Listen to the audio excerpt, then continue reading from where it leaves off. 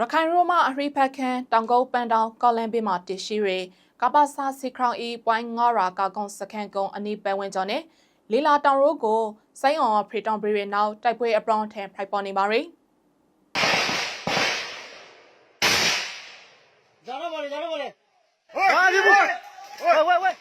ကပ္ပစာစိတ်ခေါအနင်းကဝိုင်းငါရာစခန်းကုန်းနဲ့အနည်းပဲဝင်ကြုံကကာကွန်စကန်တချို့ကိုအပီလာ24ရက်နေ့မှာစိုက်တကအောင်နာကျွန်တော်ဖိတွန်ပြီးရနောက်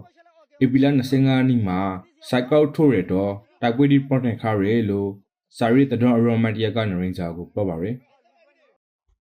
ဒီအော်ဒီကကပ္ပစာစေကောကနေလာရဲဒီအော်နာဝင်ကျွန်တော်ရှိဖို့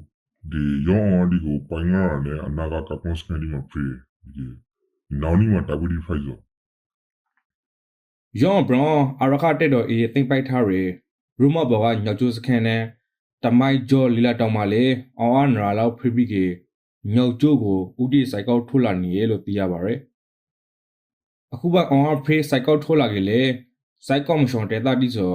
လီလာတောင်နဲ့ကပ္ပစာစိတ်ခေါဝန်းကျော်မှာအကြဆုံးမြနေပြီးကေရီမတာနိုင်ပဲဖိုင်းနေရဲလို့နောက်ထပ်စာရီတတော်အရိုမန်တီယာကပြောပါရယ် ဒီဂျူမာတော့ကညနေလေမဲဆောက်တက်ရတဲ့အနေထားတွေရှိတယ်တစ်ပင်တွေနဲ့တောအုပ်တွေကထူတယ်ဒီကားတွေနဲ့တက်ဖို့မလိုဘူး